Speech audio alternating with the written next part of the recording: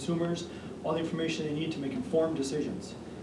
If you don't, then all you're doing is breeding mistrust. And yes, it might be just mistrust at the number of PFAS in the water. However, how does that multiply over the course of the months and years? All of a sudden you've got people, because of one decision, not trusting entire utility systems. So yeah, I think it should be.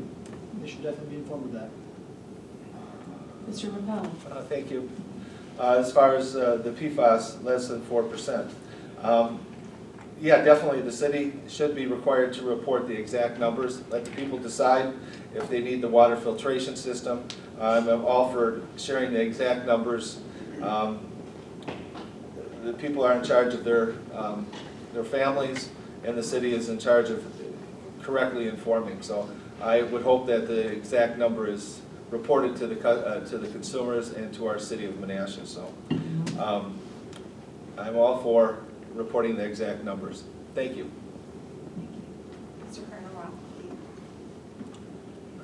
I also agree with transparency and reporting the exact numbers because, again, it comes down to a safety issue for families of the city and for Menasha.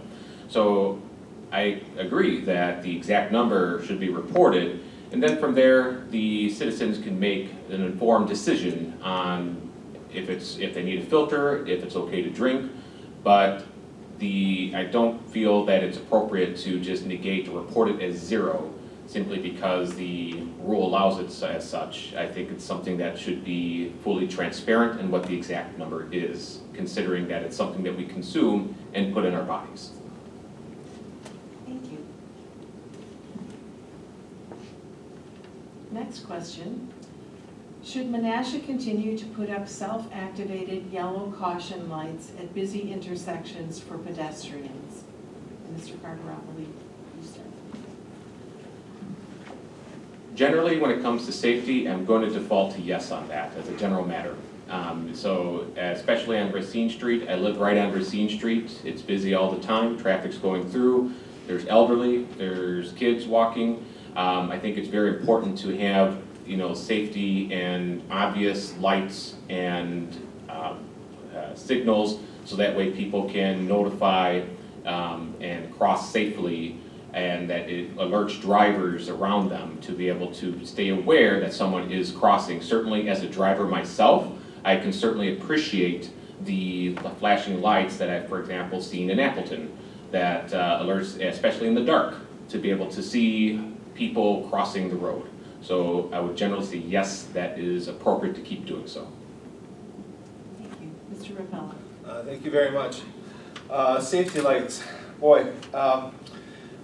I know I've had many different conversations with a few citizens that are walking by the fire station on Manitowoc Road, and all that sign is continually run over, and many times they've just removed the sign.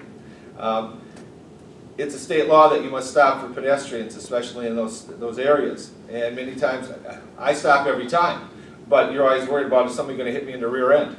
A lot of times there's people that go right through them that I notice. I definitely think there should be some safety lights with the cones. If you have a situation like out at Maplewood, that was a tremendous expense for that type of light situation so they can cross the street. I'm okay. I think we need to put just those cones out. It's a horrible or huge expense if we have to do what we did at Maplewood. But also there's another one over by Melissa Street, over by Redliner Bar. People don't stop at that one. I stop, but they don't. And that's a state law. So a lot of people just forget that. So I'm all for any type of safety that we can do for the citizens crossing the streets at these crosswalks. The lights are too expensive, but the cones need to be put up there. Thank you. So in making Menasha your place on the water, and you're enjoying our wonderful trail system, can you imagine the horror being reported that pedestrians are being mowed over by automobiles? Yeah, let's put the lights up. If for nothing else, the government's responsibility is to provide for public safety. And public safety is not just police, fire, and EMS. It's adequately funded and supported Department of Public Works. And part of the Department of Public Works is adequate signage on roadways. not only crosswalks, but also speed limits, dangerous driveways, turkey crossings on Manitowoc Road, ensuring that the shoulders are well maintained. So yes, let's put up some flashing lights so that our aging population and our young kids out there enjoying these wonderful trails don't get hit by cars. Thank you. The next question is, should newly constructed homes be required to have garages? Mr. School. In all honesty, I am conflicted. The libertarian in me says, you bought a piece of land, it is yours, do with it as you please. However, we also need to be good neighbors. And I would imagine that, quite frankly, the market would dictate that if you build a house without a garage, you're never going to sell it until you build a garage. So I think that question, although a good one and definitely sparks the creative juices, is one that the market would dictate that, yeah, you're going to probably put a garage on there. Whether it be 1, 2, or 3 stalls, who knows, but I think the market would dictate that answer pretty quickly. You're going to be building a garage. Mr. Rotella. Thank you very much. Yes, I agree with the garages need to be built with houses. I know we had some Habitat for Humanity houses that didn't have garages, and then a few aldermen got together, and this was a number of years ago. That's one of the expectations for the Habitat houses now that they have to have a garage. And I believe that all houses should have to have a garage. Saves with parking in the driveways, saves with just parking on the street. Garages are important. It also a place to store your things rather than outside. It looks kind of trashy if you don't have a garage to put your things in. So I'm all for garages with any type of house. So thank you very much.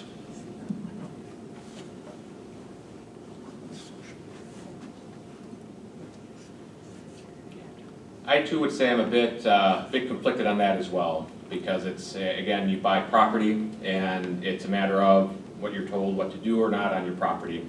In a general manner too, it also is something that that I think of in the back of my mind is that if affordability of housing is important too, you're adding additional costs and requirements that the government now requires to build those houses. And generally, the values of houses with garages are going to be more and more costly. So my concern would be by requiring that, is that going to ironically contribute to housing affordability still being a concern? So to mandate that all to mandate all housing, because then I also would wonder if that's going to bleed over, that if you sell your house, you have to build a garage or anything of that nature too, but that's going a bit too far. But generally, I would say that's something that I think most people are going to build a garage for the most part anyway with new housing, because again, it's Wisconsin, it's winter, you dump snow, and you want to store your stuff away. I think if the concern is clutter, that there's different ordinances or things we can pass to address that, rather than forcing brand new construction of garages, which may have unintended consequences. And our last question before the candidates' wrap-up statements. How would you respond to someone asking what it's like to live and raise a family in Menasha? And Mr. Carter-Roppoli, we'll start with you.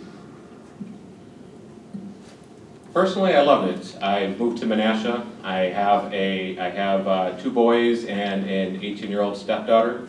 It's nice to be able to walk down the street, walk to downtown, go to Jefferson Park, which is absolutely gorgeous. And and I know it's on Racine, I'm on Racine, so some people say it's noisy. I'm originally from Chicago, so I would go to sleep to the sound of sirens. Doesn't faze me at all. But having said that, it feels like a safe place to live and a great place that I want to see even better. So I'm proud to have my kids, with me at my house in Menasha. I'm proud to have them walk with me to go get some ice cream downtown when it's hot, and take them to the pool, and hopefully they love the old pool. Hopefully they'll love the new one as well. And I would say it's a great place to live. Mr. Rickman. Thank you. Live and raise a family in Menasha. I was born over by Calder Stadium. That's where I lived when I grew up. Right now I'm living in District 8. The police coverage is great. We've got low crime, especially in District 8. Very safe. Kids can ride their bikes. that we have a playground, Barker Farms, good playground, basketball hoops, enough area for the kids to play. Kids got a trail to get through to Heckrod, to get to the pool if they need to. It's situated very nicely for District 8. If you have a family, the kids are able to get to where they need to be. They should feel safe when they're going there. So I think Menasha is a great area. District 8 is an outstanding place to live. And the city has made District 8 being more welcome, having the trails to get to the park, get to the pool. So Menasha, again, a great place to live, and glad I was born here. Thank you. Mr. School. City of Menasha, specifically the 8th District, is a fantastic place to raise a family. That's why we moved there.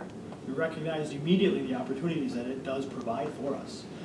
In addition to what I said in my opening statement about being just 5 minutes away from anywhere in the state via US 41, you've got all sorts of beautiful homes in our area. You've got wonderful ponds in our subdivision, a wonderful little park, trails that take you anywhere you need to go. And I'm excited to see the development that could be coming to the Lake Park area.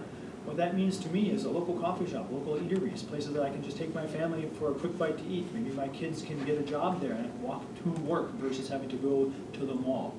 I love raising a family in the city of Menasha. It has been one of the best opportunities I could have taken advantage of in my adult life, quite frankly. And I can't imagine doing it anywhere else. We moved specifically from Appleton to Menasha. Not many people can say that, and I'm glad we did. Thank you. And now we have 1 minute for each candidate to make any additional statements you'd like to make. And Mr. School, start. So in closing, I would just like to, again, thank you to the League of Women Voters, and the City of Menasha Library, and of course everyone in attendance here in person and watching at a later date at home. I just want to remind everyone that the practical experience, as my 21 years in law enforcement, dealing with difficult situations, making quick decisions, dealing with public officials, both elected and appointed, in a myriad of levels, both the state, county, and sometimes local level. I've got experience in public and nonprofit fundraising. I'm currently a board member for the Wisconsin Jail Association, and one of my primary jobs as a board member is to raise funds for training events. I've got the educational background, being that I have a master's degree in organizational leadership and quality from Merion University. I'm also an adjunct instructor at Fox Valley Technical College. And so I've also got the ability to work cooperatively with other people who background and opinions may be very different from me, see the goal and get to the goal post, so to speak. Thank you for your time. Mr. Rapella. Thank you. Thanks for everybody for attending tonight. Thanks for the League of Women Voters for putting this on, the library especially for providing this great atmosphere. My lifelong commitment to living in Menasha, my current experiences as the District 8 Alderman. I look forward to 2 more years representing District 8. I'm very accessible. I'm always around walking in my neighborhood. I see people at Lake Park Fitness. People know who to call. I respond quickly if they have an issue. I drive out to their house, take a look, see what I can do to help out. I see people in here that I've tried to help out and at least point them in the right direction. That's what I think my strength is as an alderman. Very accessible. I get things done when I have to deal with my constituents, and I think that's the #1 job of an alderman, dealing with my constituents and making their day in their area where they're living the best it possibly can. So thank you very much for attending, and I'm the best candidate for District 8, so Josh has done a nice job as well, but thank you very much. Mr. Carter. And thanks again for having me, and thanks everyone for attending and listening and getting to know me. And the biggest things I think of how government works well is when you get involved. And for it to get involved, it needs to be transparent, understandable, and accountable. So I think it's very important. I feel like I can bring that, having my experience as a CPA, as an accountant, and sometimes I've been told before, like, oh, you're an accountant, that means you're not going to let us have nice stuff. I'm not saying any of that. I'm not here to be a stick in the mud or anything like that, but my job is to ask questions, something that, look at the assumptions that the city has, to make sure, again, that our growth and what we do is sustainable. and to keep Menasha a great place to live. So thank you very much for having me here. I'd like to thank the audience for your thoughtful and challenging questions, and the candidates for taking this time to meet with us and share your thinking on all of that. This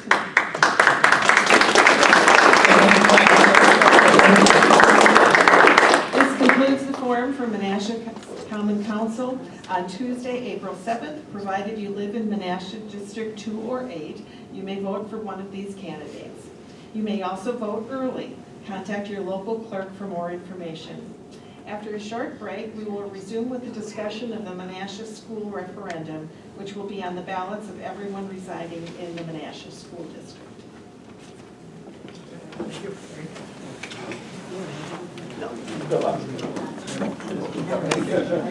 Randy, always a pleasure.